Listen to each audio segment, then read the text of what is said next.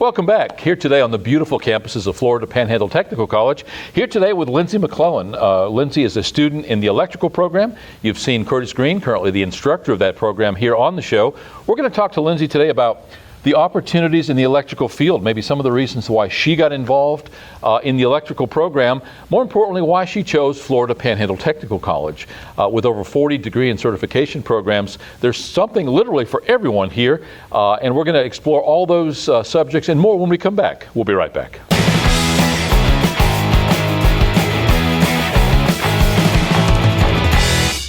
Welcome back. As mentioned, our guest today is Lindsey McClellan. Lindsey, thanks for taking the time. I know you're a little bit under the weather today and maybe you weren't in the best mood to come on over here, but I appreciate you being a sport and coming over and talking to us. Thank you. I'm glad to. Appreciate it. You are currently in the electrical program. We've seen you over there for a while now. Didn't realize you were that close to finishing up. You mentioned on the way over here today that you were within just a couple of months of being done. Let's start at the beginning. Why did you choose electrical? It's not the most common program that you would see women in, although we have seen other women in Curtis's class over there. Talk a little bit about how you got interested in electrical and why you chose that field. It goes back to a family business, run and own business for years. My father, my grandfather, many uncles, cousins were electricians. So that kind of stuck home for me when I was trying to change and make a new direction, a new career choice. And then with technology and the placement that's available, the extremely wide open area and choices of electrical fields that there are nowadays, it just was a no-brainer. I could go anywhere. Yeah, in talking to Curtis Green, the instructor of the course, it's amazed me when he starts talking about the wide range of applications for which an electrician would be needed. When you think electrician, you think of the guy that comes to your home, changes out an electrical switch or a receptacle or something like that. You guys are getting into some of the computer controls. You guys are getting into some of the pretty sophisticated stuff for which you need training and certification, and more importantly, for which they're willing to pay a really good salary. Absolutely. The electricians and instrumentation, as we've known it in the past, is just growing in leaps and bounds. I mean, electricity is needed for near any and everything, from production to, just everything is powered by electricity, essentially. So then you deal with the wiring of homes and houses, commercial, industrial. Then you deal with the equipment that's needed to run a home, a commercial building, and an industrial plant. And then you have the people that maintenance that, install that, and every variety in between. PLCs are now the new things that are managing production lines and things of that nature. And so it's just wide open in the fields that you really can take your career, and you can pull wire in houses, or you can go and wire up a production line in a control panel. So, Florida Panhandle Technical College has only been a college for within the last year or so. For many, many years here, the campus was called Washington Holmes Technical Center, commonly called the VOTech. Personally, from your aspect, what did it mean, if anything, for that name change? The reason I ask is because across the state, we've seen that when a technical center becomes a technical college, typically we enjoy about a 30% increase in recruitment of students, because no longer are people going to the VOTech, they're now going to college. And if your friend is going to a 4-year college, and we'll argue the merits of that, because at the end of a year or so, you're going to come out of here and make a really good salary. They're going for 4 years with $100,000 of debt, and then they still have to get trained in something. So we'll talk a little bit about that later. But what I'm coming at from the side here is the fact that you're able to attend a college. Personally, to you, did that make a difference? I saw the value far before the name change and the placement. I saw between my certifications, the schooling, the flexibility of it, the amount of training and that I would receive versus the tuition cost, the expenses, not only my tuition, my lab fees, and my book cost. So I weighed those out. I have family members who say that they'll be paying their debt till they're in their 60s, you know, and almost literally My brother enjoys a master's, and my cousin is a college professor, and so I understand, what that means and what college degrees can afford you in life, but there also is the debt ratio. Me, with the name changing, it did instill a sense of pride and value that, I was happy that I will have that college thing by me, but within the trades and within the labor and the career fields that I'm choosing, I hope that value will be seen, but more than that is you can receive as much of an education and then some, and also be able to live and not have to have that debt follow you for life. So for you, to put it in the simplest terms, maybe it was show me the money. Yeah, I could see that I could come here and work that within my family's schedule, within our budget, within our cost, and Pell Grant funding, and be able to still get out of that as much money at the end of it, and be able to obtain as good of a career as anyone. Lindsey, would it be fair to presume that you, after high school, went a different route? You did something else in life. Obviously, you're not as young as some of the high schoolers or fresh out of high schooler students that we've got coming here. Talk a little bit about that transition and how you ended up here following that little bit of life following high school. After high school, I didn't pursue a career as far as schooling and getting in the workforce. I was a stay-at-home mom for many, many years. I had a husband that was in the Marines, and so I followed him along. And I took up part-time jobs from here and there. Initially, when I started back and deciding what kind of career I wanted to go down, I moved back to the Panhandle, back here to Florida, and my mother thought that I should join into the corrections and become a correctional officer. And I did come to school here and attended and become a certified correctional officer, but I really realized that wasn't my career calling and path either. It wasn't something I desired. So I was able to come back, and I have had to split up my schooling over 3 school years, and the college here has worked with me very, very well in doing so. I've had to stop and work at different times and come back, but now I'm at the last stretch of it, finally finishing up now. First of all, thank you for your service. We firmly believe that military families are as important as those men serving in harm's way. So thank you for that. Yours is not an unusual story. Many times we speak to students, either already graduated or in these programs, who had another life, who either lost a job or had a life change of some kind, who decided in some fashion that they needed a new career. You mentioned financial aid. In the pre-show, you mentioned that you were taking advantage of some of the Pell Grants. Talk a little bit about that process, how you discovered what financial aid was available, and the process you went through to be able to secure that financial aid. Well, simply enough, it was something just through friends and family who kept mentioning Pell Grant. I had friends that were attending online classes and school from home, and when I checked into it and then looked at the pricing, and I found out I was approved and at 100% approval, because there is a scale, there is a fee depending on your income, or if you're a younger adult, maybe applying, sometimes it's based upon your parents' income. And so I did qualify 100%, and with that being available, it covered all of my tuition, and then I got back some every few months or so once I met my hours and criteria, and then I was able to buy my books out of that. A little bit of extra living expense comes from that as well. So, yeah, and that's a wonderful story and a wonderful opportunity for that financial aid. But as you pointed out, it doesn't pay at all. You've still got to live. So as you point out, you took time in between, took a little time off, went to work or made some money to come back. Again, not an unusual situation. And part of that open enrollment that we enjoy here in many of the classes, yes, which make that possible. Talk a little bit about that open enrollment and how you took advantage of that. At different times I've been able to, or open enrollment has been at any time, any given time. Honestly, I've never been told this date, this stage, you had to start, stop, and begin. They've been very gracious with it.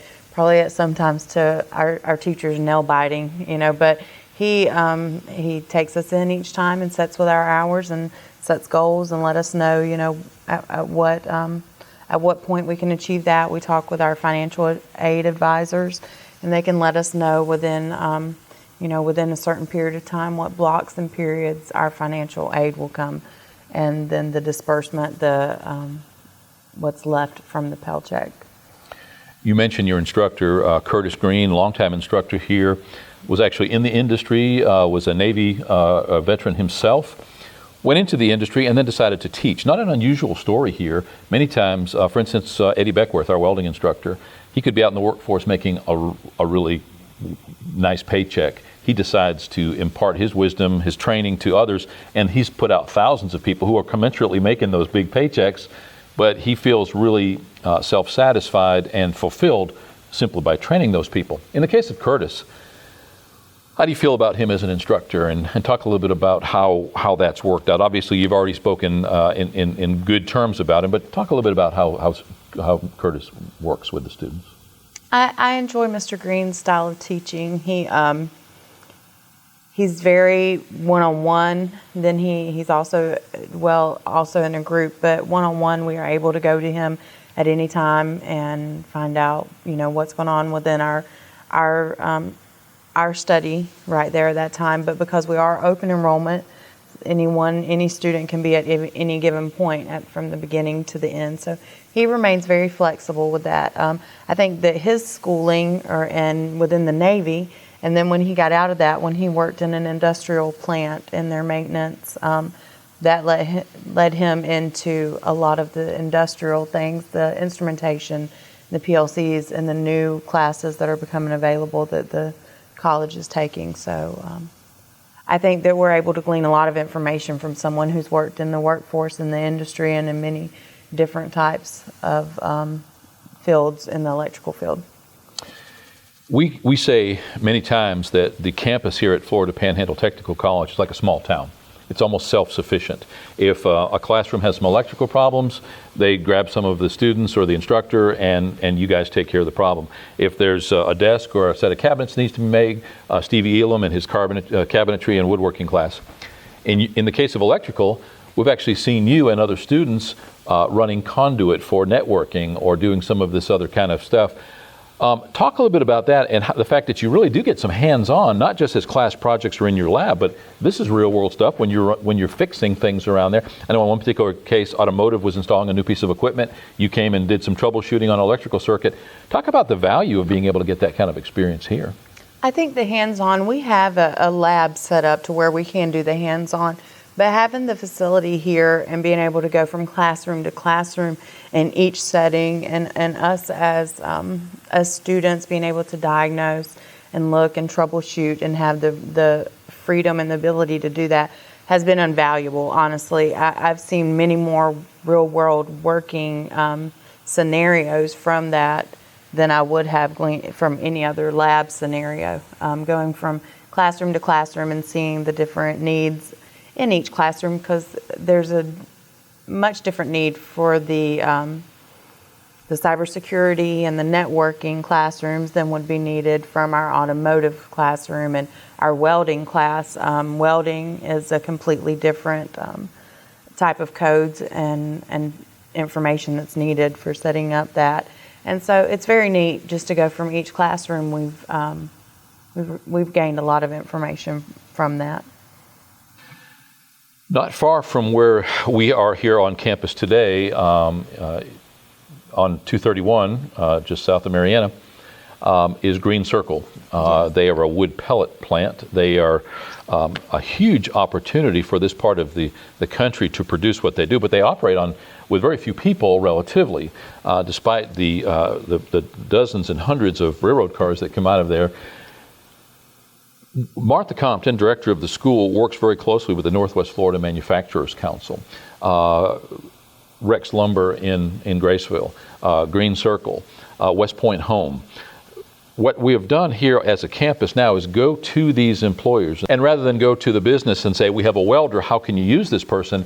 We go to the business and say, what can we teach? What can we train our students so that you then have a viable opportunity to make that person into an employee? Have you guys had the opportunity to spend any time at Green Circle? We have not yet, and that's something that I am very interested in and hope to find out a little bit more about. I have a few more certifications that I definitely wanted to get. I had the opportunity once I had reached my amount of hours to do the OJT training out there and speak with them about it. That's something that it wasn't that I didn't not take advantage of it, but I knew that I wanted to pursue more certifications that were available to me before I ended my schooling. And so I didn't go ahead and take the OJT time that would be counted towards my hours of completion for my class. But I'm very interested in Green Circle and finding out what they have. And I've spoke with some of them. Mr. Green also sees that as a very nice career opportunity and a jump off. Yeah, oh, absolutely. Have you found that there are real opportunities? You mentioned Green Circle, you mentioned Curtis embracing that business, certainly. Looking down the road when you get done with school, do you see yourself as visiting Rex Lumber and Green Circle and some of these places? Or do you think that maybe some of that can actually be done prior to even getting out of the class, making some of those relationships? Absolutely. I've went to them myself because they do offer co-oping, and that's just something that each student can look at as they start to complete out their program, and they see where they want to fit in and which one's a little more generalized. I actually am from Graceville, so Rex Lumber is just right there beside me. I think we all, even getting out of schooling, know that we still need that fundamental on-the-job learning experience and the experience that comes with hands-on. That's developed, and then over time, then you can apply more and more for your state license, but it requires a certain amount of on-the-job years worked experience. And so I see several of our local companies. There's also a shipping and a production company in Panama City. That's a shipyard down there. There's Train Manufacturing Company, the air conditioner company there, that has production line, and any kind of industrial park or anywhere around here locally can provide that needed area to develop what you're wanting to get at. And as far as the industrial side of electrical maintenance and equipment management. Yeah, I couldn't disagree. Lots of opportunities. Where we live, we're sort of equidistant from Dothan and Panama City, Tallahassee not too far, Pensacola, hour and a half, but still not too far. Many people used to, on a daily basis, driving an hour or more to work. So should you want those, and many times they're commensurate with the pay, so it might be worth driving that hour and 15 minutes to be able to make that extra few dollars an hour. Right. What has been your biggest challenge in that electrical program? I would say for me, as an older person coming back to learn and back into a new career field, I had quit school very early and got my GED actually here through when it was the VOTEC. And when I did so, I dropped out of school not having learned some fundamentals there maybe that align with the program now. And so starting back, just getting back to the basics and getting caught back up and learning some of the geometry and trigonometry and some of the functions that I really didn't have a grasp on before I left school. And I've had a lot of attention, a lot of help with that. There was the ELC, or the LRC, and I had a lot of help from the teachers there prior that I could go to and get any help that I needed catching back up on those fundamentals. I think other than that, I think it's just been the everyday toll of becoming a student again, having to train ourselves to be disciplined enough to study and learn and come in ready and prepared for our test on our test days. But other than that, I can't think of a whole lot of negatives or the things. It was pretty easy. We just recently spoke with Jolie Hartzog, who replaced Mary Davis at the Adult Education in the LRC, Learning Resource Center. And I'm glad that you mentioned that you went through that process. We no longer say GED, now it's high school equivalency. At the end of the day, it's getting that diploma so that if a employer has a minimum requirement of a high school diploma, you meet those requirements. How long did you take advantage of the adult education program out here? Well, I would have to say that Are you talking about when I acquired my high school diploma? I maybe come for a month, just long enough just to tweak up some certain things. I'm blessed that I was well educated enough and up to date at the time. I just needed a few things to push me over. But also, I think that the standards have changed. A lot have changed in the years. And you're talking about, it was almost 20 years ago. So since that time, I think that their standards have changed a lot. Yeah, and absolutely. So really you came just to tweak just enough to be able to take that test. Mm-hmm. The LRC here, Adult Education Program, does exactly that. So whether you need some remedial education and start at ground zero and you dropped out at a very early age, or like yourself, you were just lacking probably confidence as much as anything. It probably did you a lot of good just to be able to go through some of those things. I think so. I think I just wasn't prepared. I didn't know what would be coming. So we just went over a lot of the basics, what I needed, just tweaking and getting those up to date to where I knew with confidence, you're right, the confidence needed, that I went and I took my test and I was prepared and prepared for that. Well, you are very well spoken, and obviously you've had life experience, and so I can see why you've done well here coming in. Interestingly, on this campus, people are in these classrooms because they want to be. If you look at traditional elementary school education or high school education, for the most part, those kids don't want to be there, and that's why you have some that drop out, some that don't make it all the way through. The success story is that those who come back, and so best of luck. Thanks so much for taking the time today. Best of luck going forward. I know you're not 100%, you're feeling a little bit under the weather, but thanks so much. I think it's important that we let people know exactly what's offered here on the campus. Many people have lived around this area pretty much their whole lives up till now and still don't really know what's done on this campus. So thank you for sharing your experiences, and best of luck going forward. Thank you. I appreciate it so much. Here today with Lindsey McClellan, currently a student in the electrical program here at Florida Panhandle Technical College, talking about how she got involved in the programming out here at the Technical College, her life experiences up to that point, leading to the fact that she realized she wanted to have some remedial training, education, and preparation for what will be, I think, a well-paid job going forward. If you want to find out more, you can go to our website at fptc.edu. You can certainly stop here at the Student Services on Hoyt Street in downtown Chipley. Our motto is one life, 1 year, one great career.